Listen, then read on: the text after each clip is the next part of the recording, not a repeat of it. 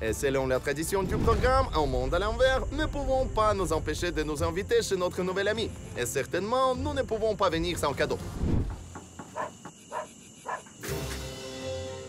Bonsoir. Bonsoir.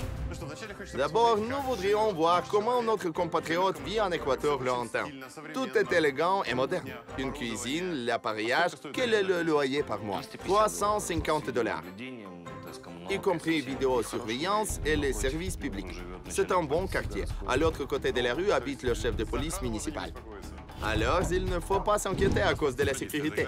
Regardez dans le frigo, c'est notre tradition. Allez-y, il est vide. Mais c'est un appartement d'un célibataire, évidemment. Nous avons décidé de remplir ton frigo de nourritures ukrainiennes. Concombres et tomates au vinaigre. Du saucisson de la Transcarpathie, du chocolat Kiev le soir, la vodka, du sarrasin. Sarrasin est très rare ici. Du pain brun frais et le caviar d'aubergine. C'est du balsame pour mon cœur. Ces choses sont rares ici, n'est-ce pas? Non, pas rares. Elles sont inexistantes. Merci infiniment. Edouard est prêt à cette soirée aussi. Il est en train de préparer du borscht avec un ingrédient local, c'est-à-dire le borscht ukrainien à l'équatorien. Pour la première fois dans l'histoire de notre programme, les bananes plantains à lieu de pommes de terre. C'est une espèce de banane légume qu'on ne mange pas cru. On le cuit comme des pommes de terre. Ça a l'air d'une banane ordinaire. Mais la ressemblance n'est qu'externe. Où est la poubelle? Crache-la. C'est juste un goût si étrange. Attends, il faut qu'on les mette dans l'eau pour cuire. Alors, mes amis, vous savez maintenant, il y a des bananes qui ne sont pas des bananes. Grandes et vertes, ce sont bananes plantains. Des patates en forme de banane. On les fait cuire 10 minutes. Ensuite, on met les patates équatoriennes dans le borscht. Lorsque tout est prêt, on met la table. Alors, pour la première fois dans l'histoire, on goûte le borscht aux bananes plantains. Le borscht lui-même est formidable. Et maintenant, je goûte la banane. Bien, croyez-moi, mais c'est une pomme de terre. Aucun goût sucré. La même texture, le même goût. À vrai dire, je craignais que ça n'aille pas. Notre borscht est impossible à gâter. Pas avec banane, c'est vérifié. Je vais porter un toast à ton travail, à ce que grâce à toi, les Ukrainiens peuvent manger de bonnes bananes en été et en hiver. Mais si les bananes sont le symbole tacite de l'Équateur, il y a une attraction toute officielle à l'honneur de laquelle le pays a eu son nom. Nous sommes à 20 km de Quito, de la capitale de l'Équateur. Ce monument s'appelle le centre du monde. C'est parce que la ligne de l'Équateur passe juste ici. La voilà. C'est bien la raison du nom espagnol du pays, Équateur, qui veut dire l'Équateur. L'Équateur est une ligne imaginaire ayant 40 000 et 75 km de longueur, qui, sans notre planète, la divise en hémisphères nord et sud. Cette ligne traverse les territoires des 11 pays et les eaux territoriales de 8 pays de plus. Mais pour l'Équateur, elle est devenue le symbole principal dont le pays est fier. Le monde a appris que la ligne de l'Équateur traverse le pays de l'Équateur en 1736, grâce à une expédition géodésique française. Les scientifiques ont remarqué que le soleil se trouve juste au zénith et les objets ne jettent pas d'ombre 2 fois par an, aux équinoxes de printemps et d'automne. Juste à midi du 21 mars et 23 septembre, le soleil se trouve à angle droit avec la surface de terre seulement sur l'Équateur. Alors les objets cessent de jeter l'ombre pour une brève période. Ce n'est pas le jour et il n'est pas midi, mais midi 24 minutes. Mais on voit très bien que nous sommes à l'Équateur. Mon ombre tombe presque verticalement sous mes pieds. Si l'on regarde bien les objets des gens, on voit que pratiquement ils n'ont pas d'ombre. On a fait cette découverte à cet endroit-ci et on l'a appelé fièrement le centre du monde. Les Équatoriens considéraient leur devoir non seulement marquer ce point à la carte, mais dresser un moment glorieux avec un globe qui pèse 5 tonnes. Ici, il y a une entrée par laquelle on peut monter en eau. Cependant, il s'est révélé que les méthodes de calcul utilisées par les scientifiques du XVIIIe siècle n'étaient pas précises. Avec l'apparition des systèmes de navigation modernes, on a appris en détail. Ce monument ne se trouve pas au centre du monde et cette ligne n'est pas l'Équateur. Les satellites ont détecté que l'équateur se trouve à 240 mètres vers le nord, mais ce monument reste toujours l'attraction principale touristique du pays. Chaque année, plus qu'1 million de touristes viennent ici.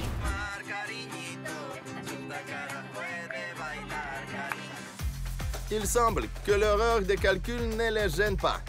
Beaucoup de gens continuent à croire au pouvoir symbolique de cet endroit et prennent photo à la ligne avec plaisir.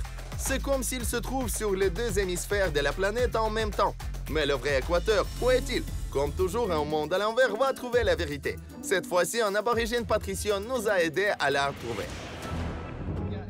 Cette ligne jaune n'est qu'un symbole. Le vrai équateur n'est point ici. Mais où est-il? Vous allez nous le montrer? Bien sûr, allons-y. Eh bien, mes amis, cette maison se trouve à l'équateur. Si l'on croit cet homme. Oh, vous avez arrangé l'équateur chez vous.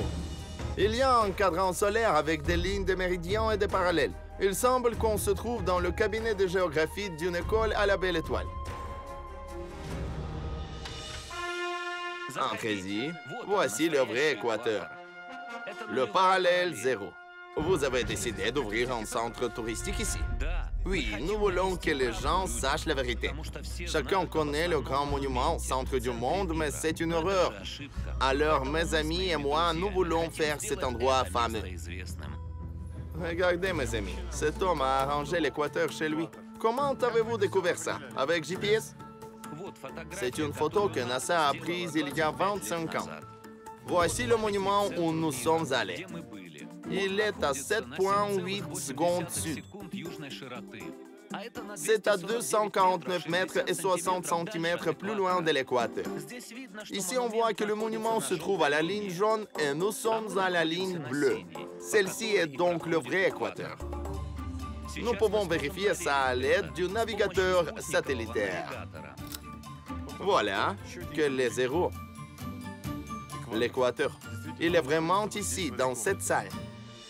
J'ouvre la carte Google et je mets le point ici.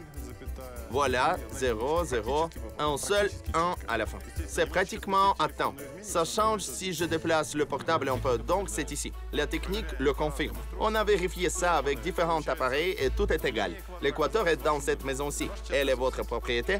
Oui. En 1994, j'ai appris que ma maison était bâtie juste à l'équateur.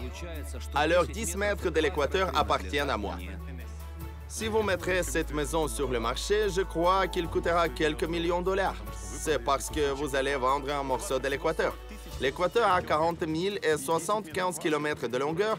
Ces 10 mètres appartiennent à vous. C'est vraiment cher. On vous a déjà proposé de vendre ce terrain?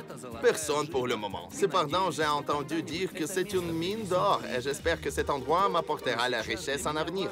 Maintenant, je préfère montrer aux gens où le vrai équateur passe. Si l'on est déjà arrivé au centre du monde, il faut qu'on atteigne le vrai centre et se charge avec son énergie. C'est ce qui m'inspire le plus. Voici l'homme qui par hasard a trouvé l'équateur dans sa maison où il continue à vivre. Le vrai envers d'un objet touristique se cache toujours tout près dans quelque part. On marche juste 240 mètres du monument à l'équateur et vous vous trouvez sur le vrai équateur. Le GPS, la navigation et même votre portable va confirmer ça. Alors, selon la tradition de notre programme, nous vous recommandons d'aller un peu à côté des chemins touristiques, mettre vos pieds sur la ligne de l'équateur et voir la vraie vie. Le centre du monde vous attend toujours. N'empêche que le point primaire de l'équateur a été faux. Ce monument reste le symbole de l'équateur. On y organise des réunions internationales et des événements solennels. Vous souvenez-vous de la tradition due à un monde à l'envers à hisser le drapeau ukrainien dans des lieux emblématiques? Sur les montagnes et particulièrement à l'équateur. Nous l'avons déjà fait au Kenya. Il est temps de faire ça ici. Aujourd'hui, à l'honneur de l'arrivée programme Un monde à l'envers, nous y hissons un drapeau ukrainien officiellement. Nous avons reçu la permission officielle de l'administration locale. Voici la délégation officielle pittoresque qui nous accueille.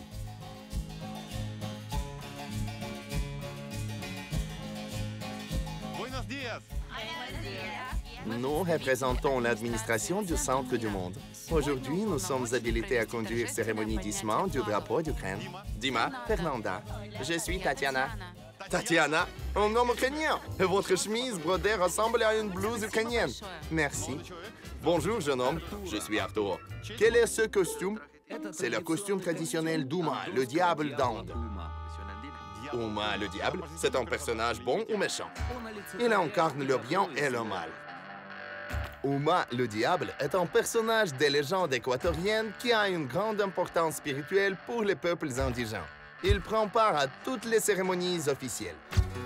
Les autres portent les costumes traditionnels de différentes provinces de l'Équateur.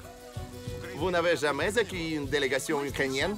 Nous rencontrons des Ukrainiens pour la première fois. C'est un grand honneur que vous êtes venus chez nous. Pour une occasion si solennelle, nous avons décidé de faire le plus grand drapeau ukrainien dans l'histoire du programme Un monde à l'envers. Comme l'administration de la ville et de cet endroit vous a informé, un atelier local a fait un drapeau mesurant 3 mètres sur 6. Le voici. Qui est en charge de la cérémonie officielle ici? C'est moi. Qu'est-ce que vous connaissez sur l'Ukraine? À vrai dire, pas trop. L'Ukraine se trouve dans le centre géographique de l'Europe. C'est bien pareil à votre situation. Vous l'appelez comment? Le centre du monde. Mes amis, du centre de l'Europe au centre du monde. D'abord, Tatiana va lever le drapeau de l'Équateur, ensuite celui de Quito et ensuite le drapeau ukrainien. On ne laisse pas le diable lever le drapeau.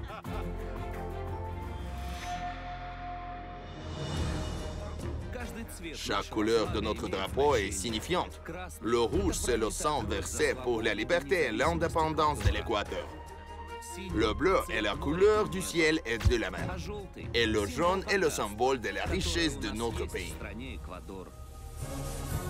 On lève le drapeau au son de l'hymne de l'Équateur. Eh bien, mes amis, le drapeau national a été levé au son de l'hymne national. Le drapeau de Quito, la capitale de l'Équateur, est hissé.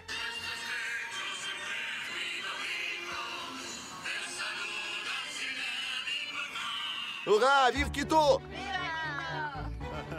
Alors, c'est l'instant le plus solennel pour moi et pour tous nos spectateurs.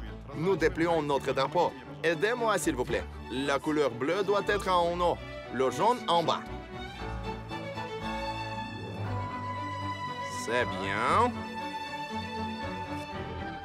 Nous commençons à hisser le drapeau ukrainien sur l'hymne de l'Ukraine.